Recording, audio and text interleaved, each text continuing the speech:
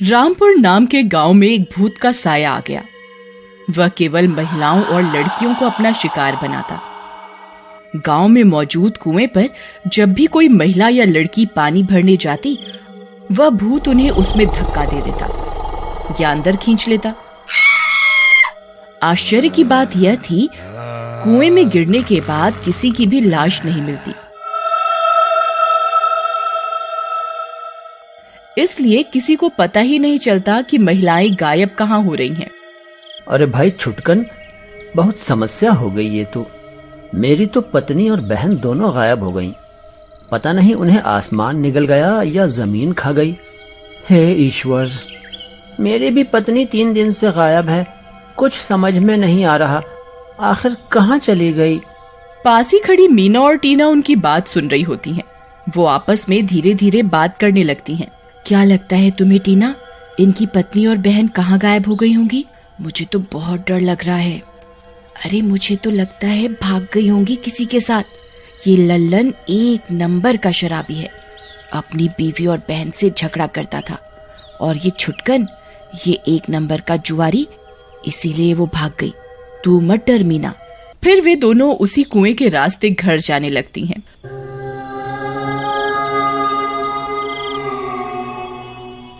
वह भूत भांप जाता है कि कोई लड़की इस रास्ते से आ रही है। वो झट से एक सुंदर लड़के का रूप धारण कर लेता है और कुएं के पास खड़ा हो जाता है। जैसे ही वो दोनों लड़कियां वहां से गुजरती हैं, वह भूत टीना को देख मुस्कुराता है। टीना भी शर्म से मुस्कुरा देती है। हाय, आज तो लगता है भगवान ने मुझे मेरे व्रतों का प्रसाद दे दिया। अब तो ये ही मेरा दूल्हा बनेगा। मैं उससे जाके बातें करती हूँ। पर ये मेरे साथ मीना है, ये मेरा घर कभी नहीं बसने देगी। कहीं उस सुंदर लड़के ने इसे पसंद कर लिया तो? एक काम करती हूँ, थोड़ा आगे जब चले जाएंगे, इस मीना की बच्ची को रुकने का बोल के फिर वापस आकर अपने दूल्हे से बात करूंगी। टीना, ए टीना, ए टीना, टीना कहाँ खोई हुई है? कहीं नहीं। सुन मीना, मुझे याद आया, माँ ने मुझे आते वक्त एक मटकी पानी लाने को कहा था। तू यहीं रुक मीना, मैं जल्दी से एक मटकी पानी लेकर आई। फिर टीना जल्दी से उस कुएं के पास पहुंच जाती है। वह देखती है वहां वो नौजवान खड़ा मुस्कुरा रहा है। टीना भी उसे देख शर्मा जाती है। यहाँ आओ प्रियतमा, तुम बहुत सुंदर हो, मेरे पास आओ। फिर टीना जैसे ही उसके करीब जाती है, वह भूत बन जाता है।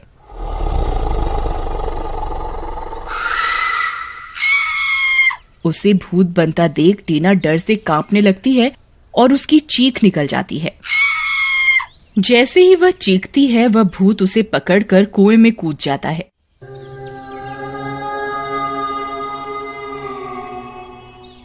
उसकी चीख सुन मीना हैरान परेशान हो जाती है। अरे, ये तो टीना की आवाज है। ये चीखी क्यों? कहीं कोई जंगली जानवर तो नहीं देख लिया?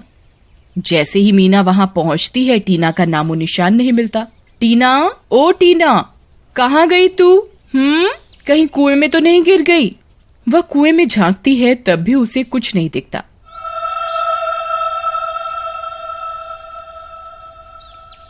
वह भूत कुएं के अंदर से देख रहा होता है।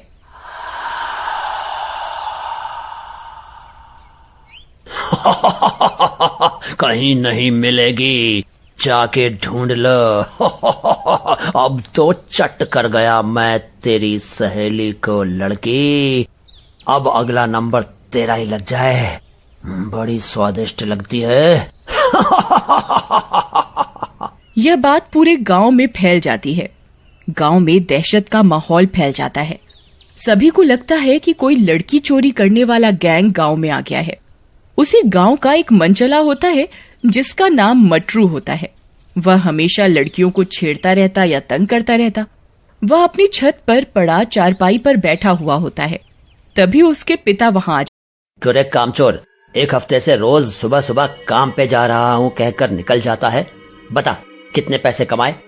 क्या पिताजी, काम करो तो दिक्कत, ना करो तो दिक्कत, आ जाएंगे पैसे। हाँ, तो घर में बैठकर कौन सा तू सोने के अंडे देता है नालायक, आए दिन किसी न किसी लड़की को छेड़ता रहता है।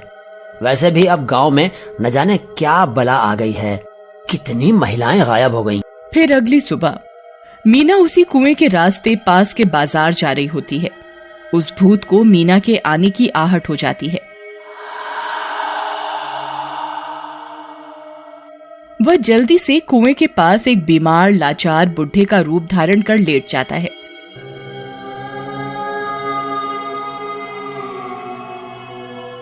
जैसे ही मीना वहां से गुजरती है, पानी, पानी, कोई पानी दो, मुझे पानी दो, मैं मर जाऊंगा, मेरी मदद करो बेटी,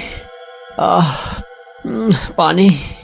बाबा, हे ईश्वर, कितने प्यासे हैं बेचारे, ना जाने कब से ऐसे ही पड़े हैं। वह झट से एक मटकी उठाती है और कुएं से पानी भर बाबा को देने जाती है। उसके करीब जाते ही बुढ़ा भूत बन जाता है।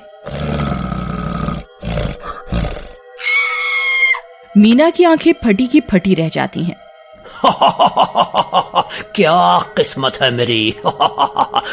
कल इसकी सहेली को खाया, आज ये आ गई। आज तो मजा ही आ गया।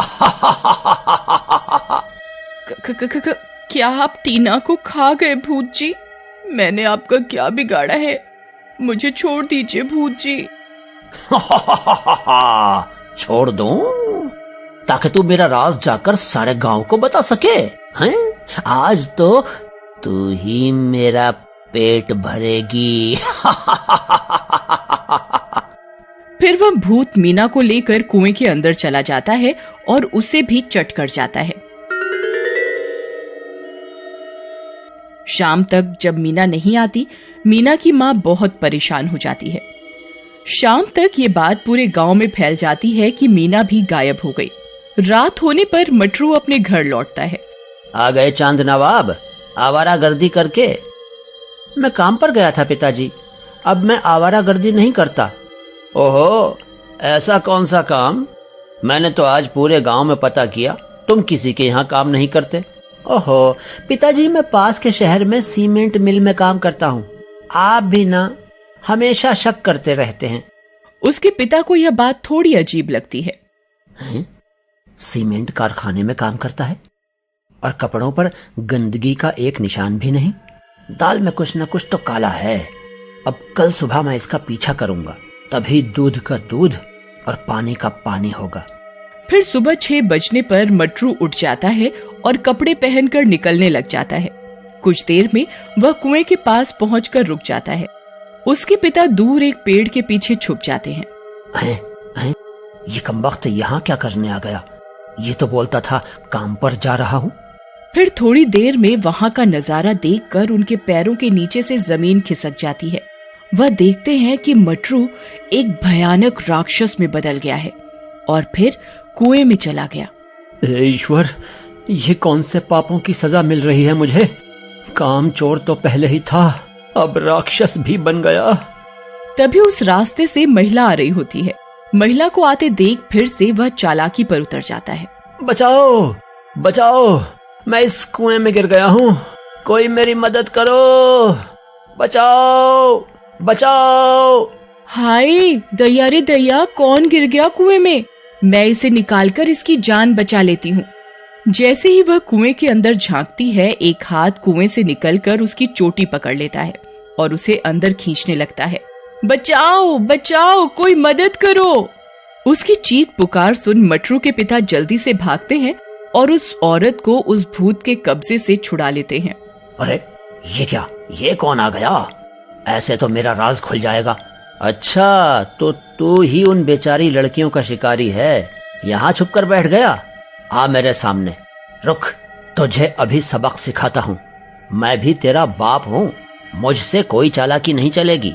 वह फैसला करता है कि अब मैं गांव की और बेटियों की जिंदगी खराब नहीं होने दूंगा। वह कुएं का मुंह बंद कर देता है भारी पत्थरों से और वह भूत अंदर ही तड़पता रह जाता है। सभी गांव वाले मटरू के पिता के बलिदान की खूब सराहना करते हैं।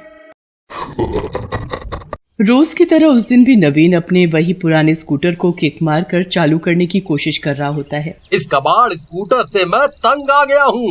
एक तो पेट्रोल इतना महंगा हो गया है, कभी कभी मन करता है कि कोई घोड़ा या गधा ही ले लूं रोज आने जाने के लिए। न रोज किक मारने की झंझट और न पेट्रोल का खर्चा। तभी स्कूटर स्टार्ट हो जाता है और नवीन ऑफिस के लिए निकल जाता है। शाम को ऑफिस से आते टाइम रास्ते में उसका एक दोस्त मिल जाता है। अरे दोस्त, बड़े दिनों बाद मिले, क्या हाल चाल है? बस ठीक हूँ, तुम सुनाओ क्या चल रहा है आजकल? अरे दोस्त, घुड़सवारी का एक कंपटीशन होने वाला है 2 हफ्ते बाद, तो मैंने भी भाग लिया है उसमें। अब बस एक अच्छा सा घोड़ा लेना है। बातें करते करते वे लोग अपने अपने घर चले जाते हैं। अगले दिन राजू अस्तबल जाता है। अरे भैया, ये घोड़ा कितने में दोगे? मुझे घुड़सवारी प्रतियोगिता के लिए एक अच्छा से अच्छा घोड़ा चाहिए। तू और घुड़सवारी?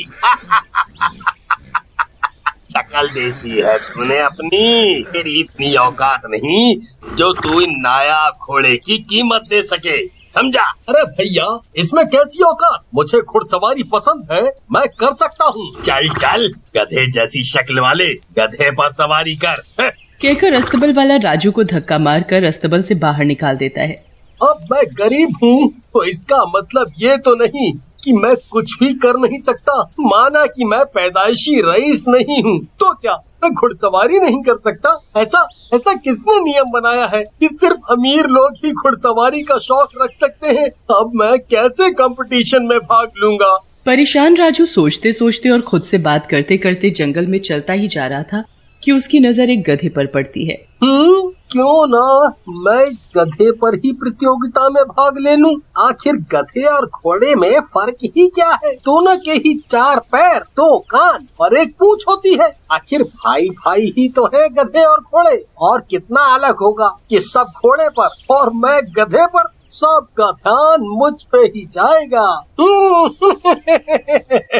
हाँ, ये सही रहेगा। अब तो बस मेरे ही नाम की चर्चा होगी हर जगह। बस फिर क्या था, राजू अपनी तरकीब को अंजाम देने के लिए उस गधे को अपने घर ले जाता है, उसे खिलाता पिलाता है, देख रेख करता है। अब वो दिन आ ही गया जब सब अपने घोड़े के साथ तैयार खड़े थे प्रतियोगिता के लिए। राजू अपने गधे पर बैठकर आता है। वहाँ खड़े सब लोग ये नजारा देखकर जोर जोर से ठहाके मारकर हंसने लगते हैं। अरे ऐसे देखो, घोड़े पर कथा सुना था पर गधे पर कथा पहली बार देखो।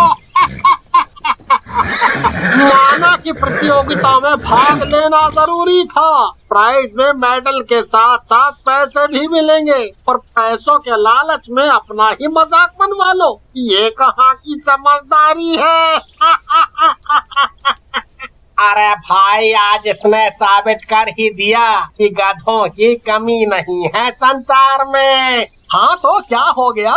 अगर मैं गधे पर आया हूँ तो मुझे घोड़ा नहीं मिला कहीं, और मेरे लिए बहुत जरूरी था भाग लेना।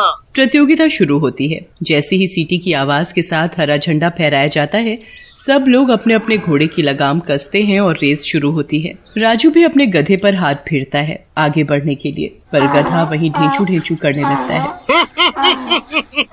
वही, ये देखो नया नया नमूना घोड़े के बीच गधा। बड़े शौक से आया था गधे पर सवारी करने, पर बड़ी गधे ने तो शुरू होते ही जवाब दे दिया। लोगों के ताने और गधे की हरकत देखकर राजू बहुत दुखी होता है और बीच प्रतियोगिता में से ही वापस आ जाता है और कुएं के पास जाकर बैठ जाता है।